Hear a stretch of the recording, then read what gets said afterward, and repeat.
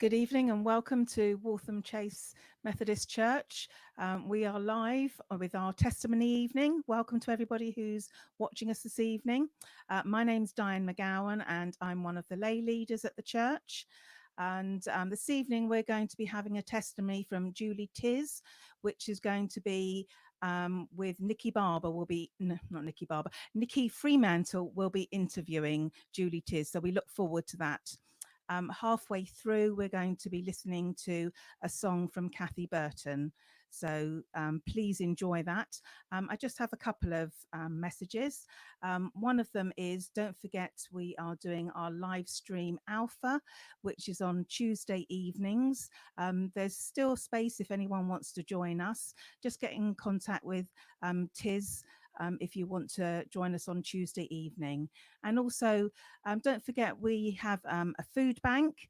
And if there is anybody out there that at this time is struggling, we know that, people don't have jobs necessarily at this time, and you may need some extra help. That's what we're here for. We have food available for you. Just get in contact. All our details on social media. We will be happy and love to help you. So I'm going to hand over and we're going to watch the video of Nikki Fremantle interviewing whoever it was, I can't remember, I've gone blank now, Julie Tizzard. Thank you. Well, this is Julie Tizzard. A lot of people will know from around the village, from church, from school, from St John the Baptist, although you're not there now. Julie, we've known each other for quite a few years now. How many years is it? When did we first meet? Can you remember? Yes, I can, because we moved to the village in January 2000. So 20 years now. Long time. We must be very young. Well, we both were. Lots has changed for both of us since then, of course. It has, yes. So a lot of people won't really know much about your background, or they might know a few little bits, but the idea is that hopefully you're going to share some of your story with us, that we can dig a bit deeper and get to know you a bit better. Yeah. So originally you're not from Waltham Chase, are you? So can you tell us a little bit about where you grew up? Yeah, I'm actually a Portsmouth girl, I'm afraid to say. To some people might not approve of that. But yeah, grew up in Portsmouth, not far from Baffin's Pond, with my mum, my dad, my sister, all very good. Mum and dad sent us to church as children in the days when you would just go to Sunday school without your parents necessarily being in church. So we used to go along each week to give them a couple of hours break with our two cousins, which was great. Then I kind of continued going along to things once I didn't get sent. I chose to continue going along. Got involved in all the midweek activities as well, and yeah, just it became part of my life. So which church was this that you went to? It was Tangier Road Baptist Church. It's not called that now. It's called something different. But yeah, Tangier Road Baptist, where we used to have local preachers from the circuit come and preach at our church, and we used to send people out here to preach as well. Tom Atkins was a lovely man in our church who used to come out to preach quite often in the circuit. So some people might know of Tom. Sadly, no longer with us, but safely with Jesus. And I hear that you have been to one of our churches with Tom in the past. Is that right? That's right, yes. When Tom used to come, particularly to Shirrell Heath, he used to come and preach in the evenings there sometimes, and he used to bring a group of us with him to sing. So if anybody has been at Shirrell for a very long time, they might remember Tom coming and bringing a group of young people, and I was one of those singing back then. I would ask you who is still there now that was there when you came years ago. I won't ask you that. Yeah, well, it must probably be about 35 years ago, so it's going to be some fairly elderly folk, I would think now. We'll leave that one. We won't go there. Probably best. So you said you moved from being sent every week to wanting to carry on going to church. Is that right? Yeah, it just became something that I just wanted to do, I suppose. I got involved with lots of the midweek activities, and with all of my peers. A lot of my friendship group would go along as well, and eventually I reached the point where I wanted to make a commitment to Jesus for myself, which happened when I was over on the Isle of Wight. We had a fantastic youth worker back in the day who was he knew everything about all of his young people, and even when I started to live here, he would be still in touch, asking me what he could pray for me, and it was him that would keep a record of all the dates of any significant events. So I was able to write him a letter and say, when was it that I became a Christian, John? Because I was actually quite young and I didn't kind of make a note of it. So he was able to tell me, and I can't find the bit of paper now, but it was kind of when I was aged around 9, a youth weekend away on the Isle of Wight at a little Methodist church, which is sadly closed now, called Buckham Methodist Church. Yeah, quite a significant thing to happen in your life then, if you can still remember it now with fondness like that. Yeah, well, it was, youth weekends are always amazing, and that's why they're good memory making instruments or tools. So that's why they're such a good thing to do as a youth work activity. We spent many weekends at Westbrook, like our young people do now, and the relationships and the things that can happen are just so much deeper when you're there sort of 24/7 with somebody. You can really kind of get to know them. I do remember the evening that I became a Christian. It was a late night session, and we were all sat around a fire, and one of the older teenagers was kind of talking me through it. So I do remember quite vividly, and I don't have much of a memory of my childhood, but I do remember that moment quite clearly in my mind, so which is nice. It's good. There would be some people that would say that children that are younger don't know what they're doing when they're making that commitment. Would you say that you knew exactly what you were doing and wanted to follow it through? Yeah, I mean, I don't necessarily think it's quite, there were obviously no massive life changes that I needed to make, no sort of U-turns in what I was doing in my life when I was that age. I think for me, we've been talking about the differences between heaven and hell, and maybe it was a bit of a hard sell in some ways, because it was a kind of, well, if you don't want to go to hell when you die, you need to know Jesus kind of thing. So I prayed the prayer there and then, and I guess perhaps it didn't mean necessarily a huge amount at that point. It was a bit later when I was I think I was about 17 when I was baptized, so perhaps it was kind of cemented in a little bit by then. Okay. A few more years of lessons and learning and experience and stuff. So yeah. And when you talk about years of hardship and learning and what have you, you lost your mum quite early, didn't you? Did that help you in that time at all? Oh, definitely, yeah. My mum died when I was 11. She'd been poorly for a few years, and I am convinced that having made that commitment to Jesus helped me get through that period. Knowing that people were praying for me and being able to pray myself just brought a massive amount of comfort. Yeah, definitely helped for sure. Yeah. So when did you leave home? Because this happened when you were quite young, so you obviously had a period of years. What happened? What changes happened in your life before you left home? Okay, well, Dad remarried a year or two after we lost Mum, and my stepmom brought with her two boys. So suddenly our house got very crowded. It was tricky to find space and be on your own, and I had to share a bedroom, whereas previously I didn't have to share a room, and my sister was very untidy, so that wasn't so good.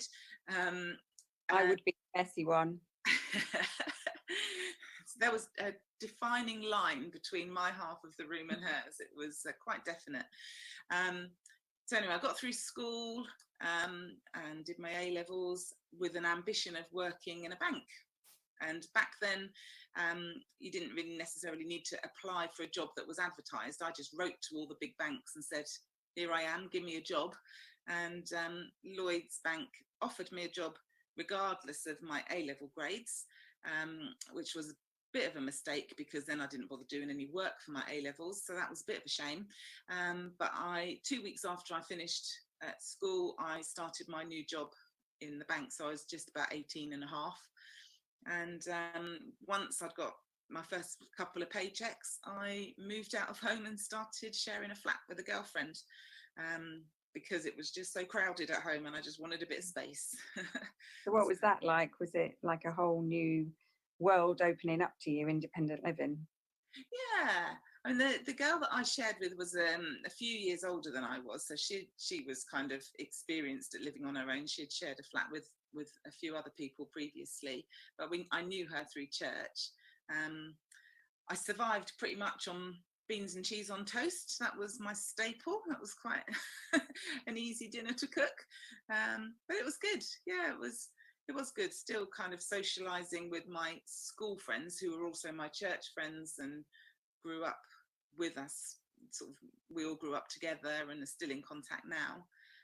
Getting more and more involved in perhaps helping to run the youth clubs and the children's clubs rather than attending them, and became a grown up. I know, it's quite scary.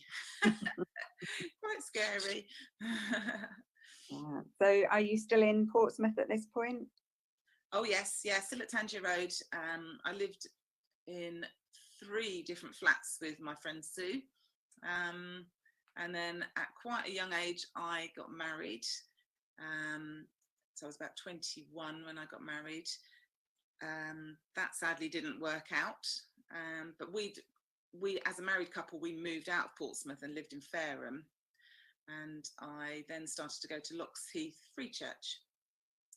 So that's kind of the next place that I lived.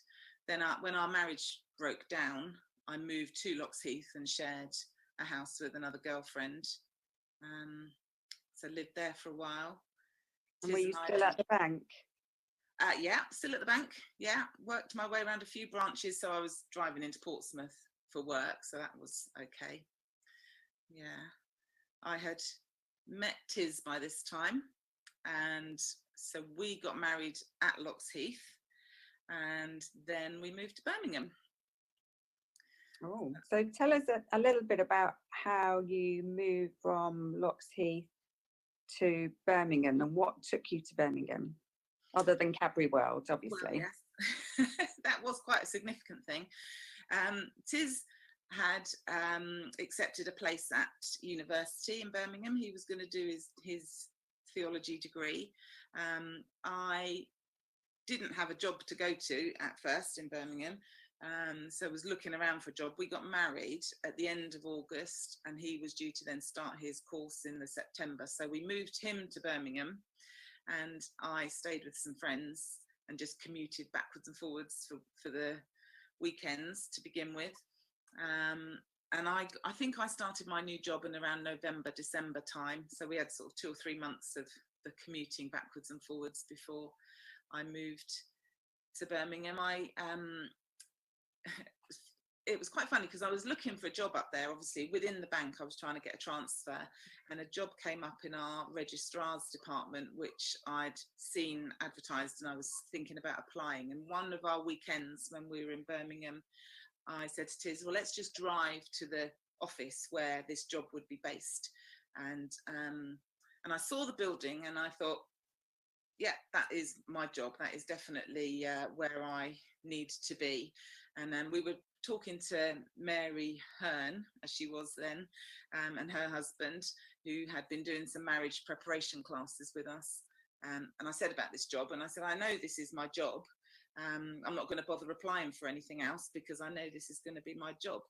And Mary was like, well, that's great. You know, God has really confirmed that for you. And Tiz and Mike were a bit, well, maybe we should carry on applying for things just in case, kind of thing. But it was my job, so that was great. And I worked there for about 4 years, right until we came back, and I loved it. It was really good, really good. Thank you so much for letting me be part of this online event and coming into your living rooms, kitchens, wherever I've been, and singing with you and joining in and listening to Pete Gregg. Hasn't he been amazing? And I'm sure you'd join with me just to say thank you, Pete, for all the words of wisdom that you've given us this week. And so for one last time, why don't we join in together and sing about the goodness and the greatness of God?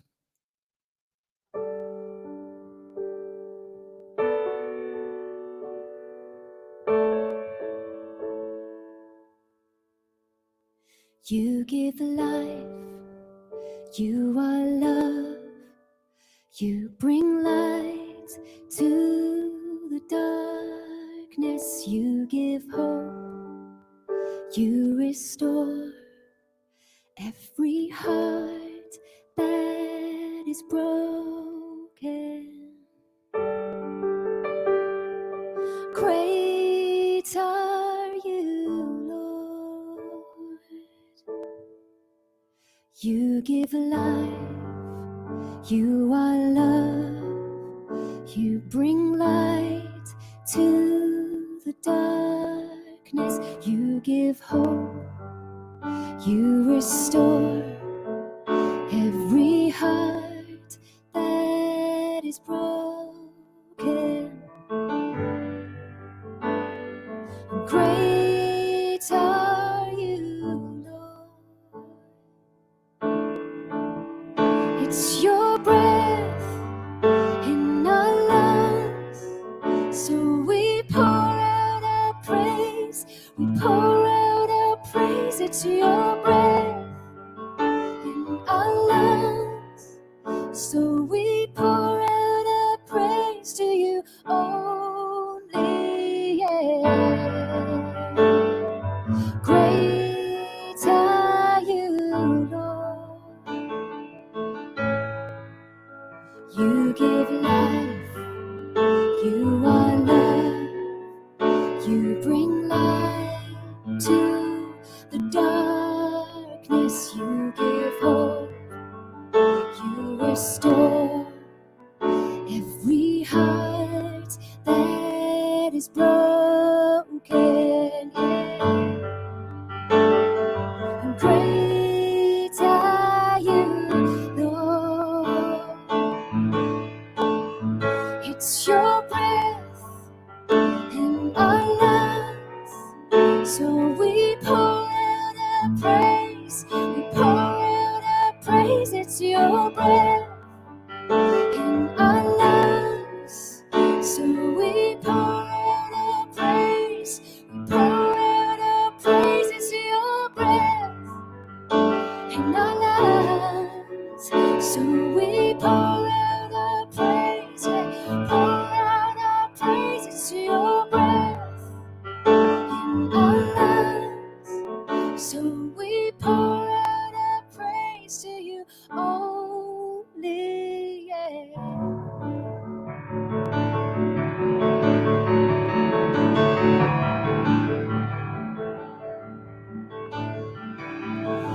and all the earth will shout your praise.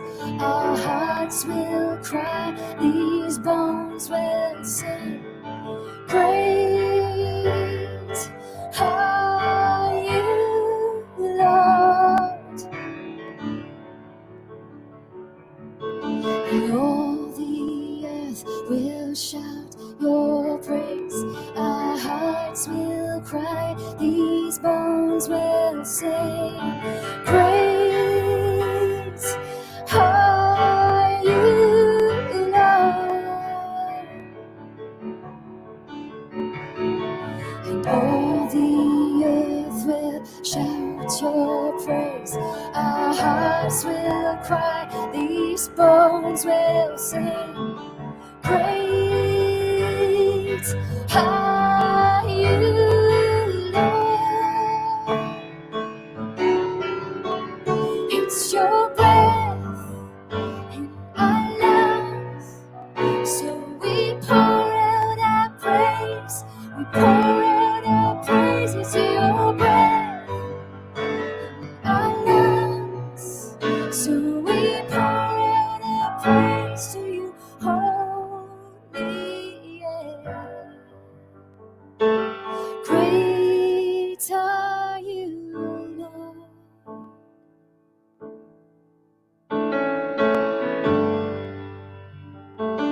Great are you, Lord.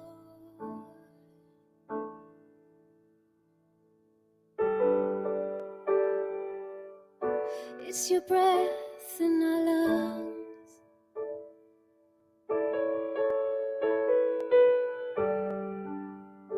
it's your breath in our lungs.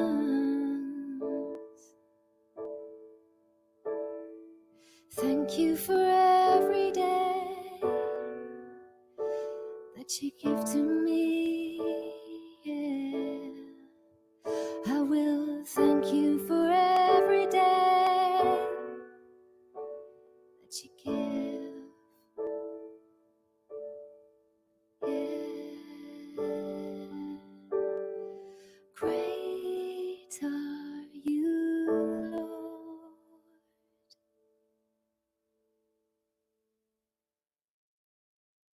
God's been involved in all the high points and the low. So God's been involved in all the high points and the low points in your life, it sounds like.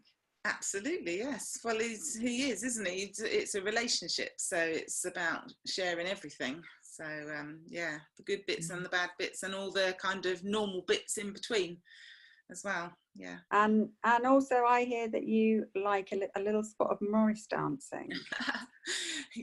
Well, that is true. That- Yes. Any talents? Yeah, that's one of my secret ones. No, that was something that started when I was married first time around. My first husband and I did that together as part of a police side, because he was in the police force. Then that all stopped, obviously, when our marriage finished. And then a couple of years ago, when we were at Wickham Festival, I saw the Morris dancers there, and it kind of rekindled my interest. And it's great. It's great exercise. I really enjoy it. I haven't actually managed to dance out in public anywhere yet, because I've either had a broken arm, which was last summer, or the virus this summer. So maybe one day you will see it. Are you still practicing hard with Tiz? No. Definitely not. I quite like the ones where you go and up and hit on a stick thing. That looks quite fun. Yeah, it's good. It's good fun. You should come along to training when we're back. I'm busy, I'm sure. My children would not be seen dead with me, I don't think. I'm not sure mine will be either.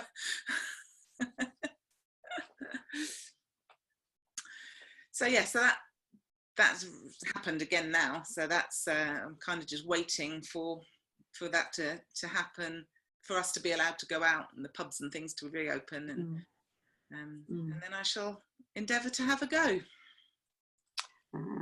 Well, I think we're going to have a quick break, and then we're going to catch up with you again in a second, and you can tell us all about what happened from Birmingham to bring you to Waltham Chase. Okay.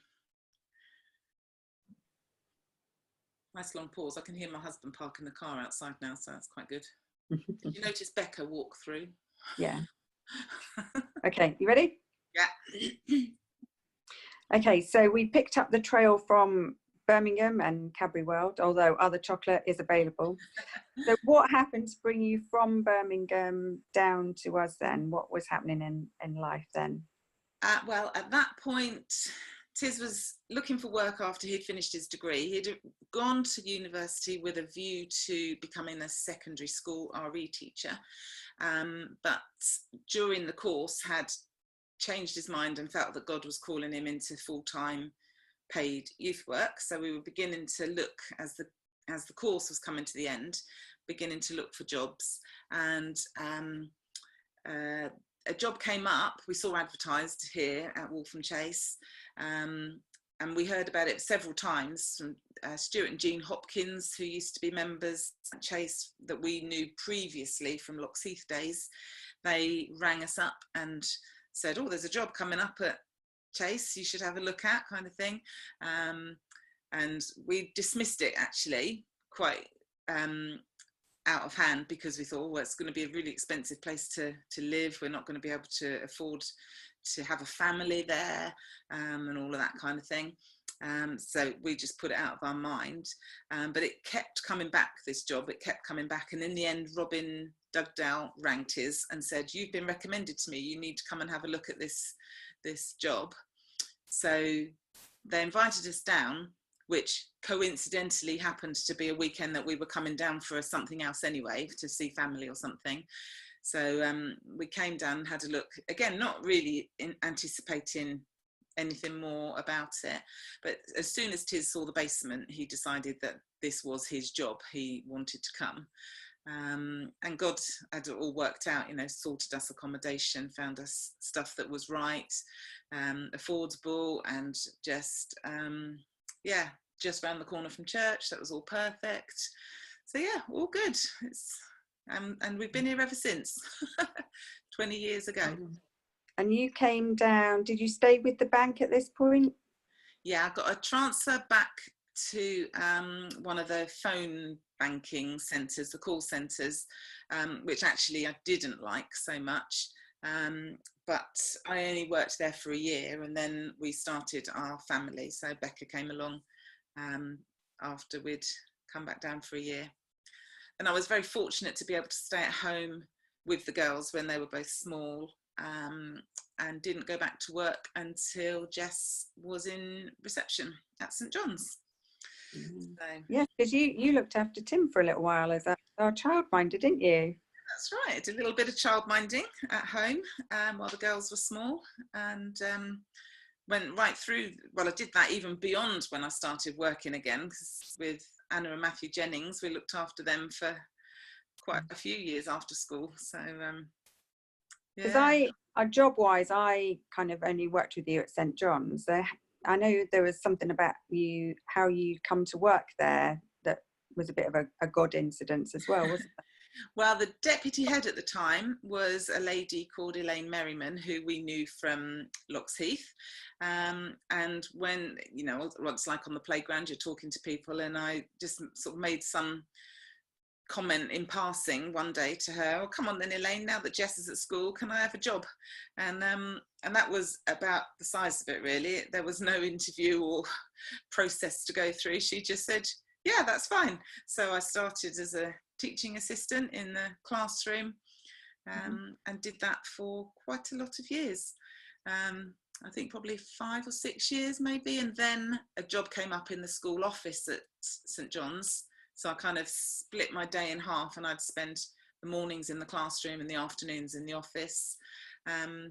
Decided that actually the office was my favourite of the two things, and started to look around for a full-time office position, which I have now got over in Fair Oak, which I love. It's just perfect. Great. I have a great team of people around me. The kids are great. I love my commute. Even the little drive to and from school is great. Yeah, it's all just perfect. So Yeah. So you're gonna stay with that one for a while. I have no plans to go anywhere else at the moment, unless God But, starts. but your girls are going though, aren't they? So they're flying the nest and. Well, that is the plan. Yes, both. There's one school year between the girls, but Becca, when she finished her A-levels, has had a gap year. So in theory, they will both be heading off to university this autumn. Becca heading back to Birmingham and Jess off to Reading. So yes, it could be quite a different place come September, October. Our house will be a little empty. I'm sure it'll be filled with romance and rose petals, and it'll be utopia. Well, we'll wait and see. So you've been a Christian for quite a long time. Yes. And there's obviously been periods of your life when things have been going well, and periods of your life when things have been quite hard and unsettled. Is there anything like a Bible verse, or is there something that you keep coming back to as a source of comfort in the hard times, or maybe what you appreciate in the good times? Is there any kind of lesson, I suppose, that you could share with other people? I suppose one of my very, very favouriteest verses is the verse in Jeremiah 29 verse 11 that says, for the plans I have for you, says the Lord, plans to give you future and hope and all of that stuff. That's one of my favouriteest verses, and I guess it just constantly reminds me that doesn't matter what happens, God knows about it. You know, your ideal, I suppose, is for everything to go swimmingly and you get from A to B without any disasters or anything, kind of any deviance getting in the way. But life isn't actually like that, and you might take a bit of a winding path to get from A to B. But as long as you keep your eyes on Jesus, keep your eyes on God, and include Him in your decision making and your plans, and then my experience is that it tends to work out okay, and God does sort of go with you, and even if it's not nice or it's not an easy time, it's doable because He's kind of doing it with you. Sometimes you might feel like you're hanging on by your fingernails, if you like, but actually just keep taking one step at a time. Don't try and work it all out, and just include God and let Him kind of steer your path, as they say. Because I guess the thing is, even as Christians, Jesus never said, if you become a Christian and you let me in your life, nothing bad's ever going to happen, like almost like an insurance policy. We're not kind of, everything's not nullified just because we become a Christian. No, we're not immune to it, definitely, are we? It's no guarantees at all, but we don't have to do it on our own. That's what helps, isn't it? It's that poem, the Footprints poem, that sort of talks about footprints that you see in the sand, and you talk about walking through your life with Jesus by your side, and then the person that's writing the poem says, but I can see that you were with me apart from when things got really difficult, and then there's only one set of footprints in the sand and there's not two, and the answer comes, well, that's because that's when I was carrying you. So, you know, that's quite a good picture to have, I think, that God is there all the time, good and bad, and sometimes he gives you an extra boost and carries you a little bit of the way. So if there are people listening to this, which hopefully there is somebody that's going to be listening to this, and we're not just talking to each other, although we're very good at talking, we should get a job at it. Yes. If someone's watching this that perhaps doesn't quite know what being a Christian is, or even how to become one, because you said you became a Christian and there was another person that was kind of talking to you about what do you do and what's involved and things like that, what would you say if you've got questions? What advice would you give someone that is maybe listening to this and thinking, I might want to know a little bit more about it? Yeah, well, if you know somebody that is a Christian, that's got to be a good place to start. Try and talk to them. If you don't know anybody that's a Christian, you could always try and find an alpha course to go on, and that's a good place to ask questions, find out a little bit more about sort of Christian things. Another way is perhaps just to pick up the Bible. I wouldn't recommend you start at the very, very beginning. That's quite tricky to read through all of those Old Testament books, but maybe some of the New Testament stuff, when you actually read about Jesus and what Jesus did, is a kind of another way that affects people. But I think relationships are the best thing. So if you've got someone that you can talk to about it, then that would be the preferred option, I would think, someone that might be able to help you out. Okay. I've got a question to put you on the spot with now. Oh, so if you were asked to summarize the Bible, what would you say are the themes of the Bible? What is it all about?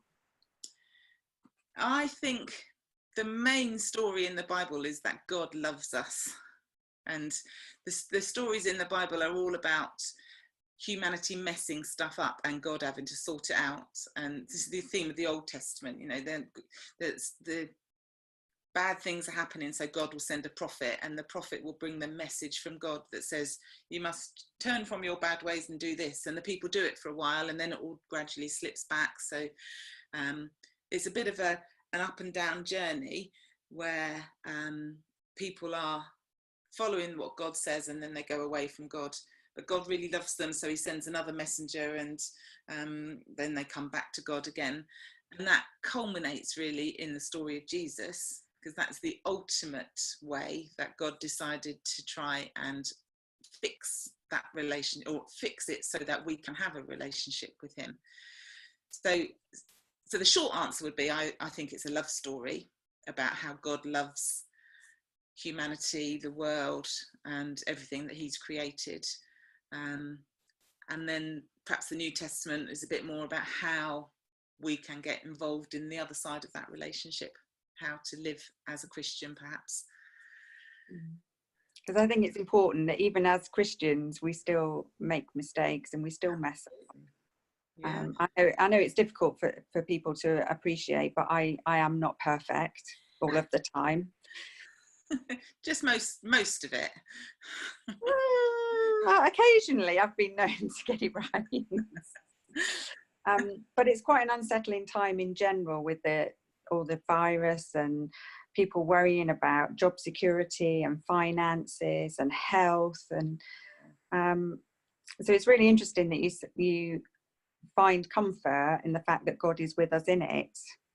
So maybe when we come out the other side of the virus and life becomes a new normal, we can then start to enjoy getting together. At the moment it's all virtual and online rather than in buildings.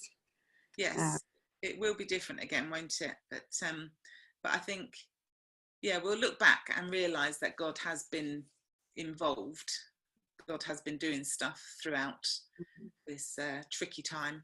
I think we'll see it after better. That's a good way to end, I think. Yeah, I think so. It's good. Okay, it's been really lovely to have a chat and find out a bit more about you. But I'm still busy on the Morris dancing nights.